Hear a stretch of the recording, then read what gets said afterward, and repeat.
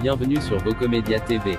Si vous aimez notre chaîne, n'oubliez pas de cliquer sur la cloche de notification et de vous abonner pour ne rien rater des dernières actualités. Fabrice Divisio. Bonsoir Fabrice. Ah oui. Là, ça va chier les boules carrées. Ça va chier les boules carrées. Oui, Fabrice. Il est plutôt plus calme qu'à d'habitude. Moi, j'ai une question pour Jean-Paul Hamon. Étonné. Parce que Ça m'aurait étonné, il a dit. Qu'est-ce qu'il a dit, mais... Il a dit ça m'aurait étonné. Je voudrais juste savoir, en fait, est-ce que vous voudriez... Vous savez, moi aussi, j'ai eu peur. Je suis pas venu, je suis parti très loin de vous, parce que je voulais pas me faire cogner en tant qu'irresponsable. Est-ce que vous voulez me cogner, Jean-Paul Hamon? Ah oui, alors ça vraiment... J'adore, non mais j'adore. Si vous voulez, vous avez posé une question, je vais y répondre. Vous avez une question, je vais y répondre. Attendez, pourquoi je dis ça? C'est important pour que je comprenne pourquoi je dis ça. Il est parti. Qu'est-ce que dit Jean-Paul Hamon? Il faut je peux pas le cogner sur laisser les répondre. irresponsables qui ne veulent pas se faire vacciner. Pardon? Mais ça, Il a dit c'est pas ça de la de violence. cogner les Tout à irresponsables. l'heure, Non, abruti, c'est c'est pas un ça du tout. qualificatif. Alors, Jean-Paul, répondez-lui. C'est un matin de bonne heure, un dimanche matin. J'ai été interviewé sur une télé. Ouais.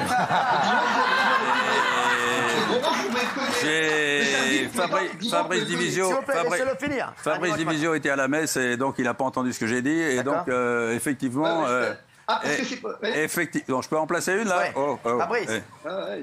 Donc, effectivement, j'étais quand même très énervé pour les gens qui refusaient de se faire vacciner. Et donc là, j'ai dit une phrase, il va falloir sortir la boîte à claques. Ouais. Vous avez exactement Fabrice, ça va là. Oh, basta, hein. Ça va bien là. Il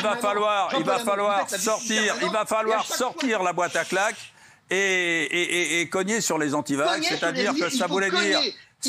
Alors, il y a des avocats en mal de publicité qui ont pris ça au premier degré et qui ont dit, est-ce que je suis une personne sur laquelle vous devriez cogner? Alors, écoutez, ça m'a pas étonné de vous, parce que quand question de mauvaise foi, vous êtes bien en forme, hein. Donc là, moi, c'était un truc du second degré et j'avais dit, on va pas laisser comme ça les gens. C'était un moment où la vaccination patinait et que la pandémie se développait, que les réanimations étaient pleines.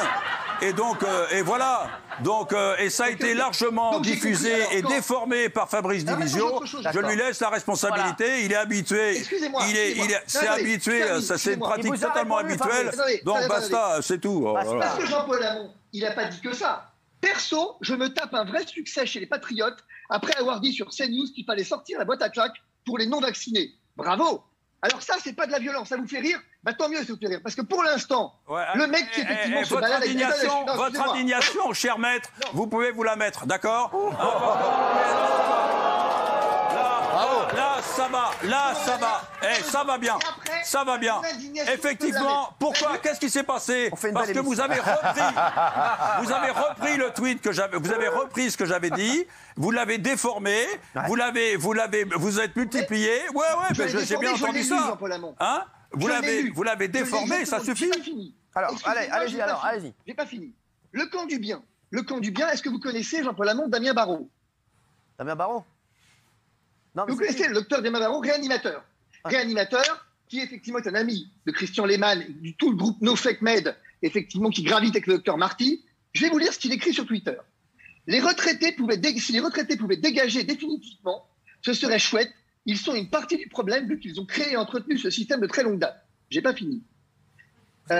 Après, rien ne dit que je vous accepterai en réa, parce qu'en fait, en réa, c'est moi le chef, c'est moi qui décide de qui je prends. Donc, excusez-moi, mais quand on parle de la violence des non-vax, ça c'est quoi? Premier élément. Mais effectivement, quand on est médecin dans ce pays, aujourd'hui, et qu'on appartient au camp du bien, on a le droit de tout dire, de tout faire, de vouloir mettre des claques aux gens qui ne veulent pas se faire vacciner, parce que vous comprenez, si on ne peut pas les convaincre, il faut les contraindre. Et ensuite, pour l'instant, les copains, je vous rappelle un truc que tout le monde a oublié, c'est que le mec qui se bat avec des gardes du corps et dont les gamins vont à l'école avec des gardes du corps, c'est moi. Ah, pas que. Pas que. Mais en tout cas, pour l'instant, quand on me parle effectivement de violence, les médecins sont-ils en danger face aux antivax? Et ben moi, ce que je vous propose, c'est de faire une émission spéciale, de savoir si les antivaccins qu'on veut frapper sont eux aussi en danger face à des médecins qui concrètement ne veulent pas les admettre en réa, qui veulent par ailleurs effectivement sortir la boîte à claques et les frapper parce que vous comprenez, c'est un dimanche matin et que le dimanche, on est fatigué. Et quand on est fatigué, après, on peut frapper les gens. Alors excusez-moi, mais la connerie, elle n'a pas de camp. Oui, il faut condamner les violences verbales ou que sais-je que subissent un certain nombre de personnes dans un camp comme dans l'autre. Et quand j'entends ici Jean-Paul Hamon et les autres venir se plaindre ouvertement d'avoir subi des menaces, après avoir assumé pleinement, jusqu'à dire que je peux m'écarrer où je pense, mes interprétations, que sais-je, de ces tweets, excusez-moi, mais la violence, on sait où elle est maintenant. Merci Fabrice, 2 minutes. Bon, c'est fini, là, on peut parler là, parce que là, franchement, il n'y a aucun réanimateur. Le réanimateur excédé qui a passé des mois avec des horaires pas possibles, à voir canner les gens, à réanimer des gens, que le réanimateur puisse avoir un moment de désespoir. On peut le fermer. Je peux parler là. Ça va bien là. Ça va bien. Hein, qu'il aille faire seulement une demi-journée en réanimation, il va voir ce que c'est. Hein, de voir 95% des gens non vaccinés, que les gens des Antilles ont été obligés de choisir. Entre ceux qu'ils allaient réanimer ou pas. D'accord. Donc là, le réanimateur excédé puisse dire, que le réanimateur excédé puisse avoir cette phrase, mais personne. Aucun médecin ne refusera de soigner qui que ce soit. Vous le savez bien. On peut parler de ça comme ça entre nous quand les mecs sont excédés. Alors effectivement, sur les réseaux sociaux, il faut se méfier. Hein. Mais là, c'est vrai que c'est insupportable quand on se dit, mais quand on voit des gens qui meurent, des types de 50 ans qui ne sont pas vaccinés, et quand on voit que le lot des gens qui sont en réanimation, 95%, que Carly nous dit qu'il a rapatrié 100 personnes des Antilles, 100 personnes en réanimation, l'équivalent de 2 Airbus. Vous imaginez?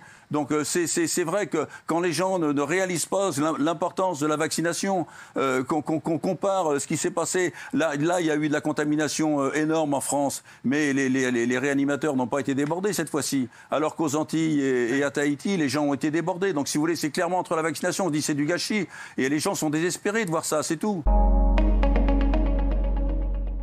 Restez informés en profitant des dernières actualités en format audio, à écouter sans modération chez vous, au bureau ou dans votre voiture. N'hésitez pas à partager cette vidéo avec vos proches ou à laisser des commentaires. Vocomedia TV vous remercie et vous dit à très bientôt.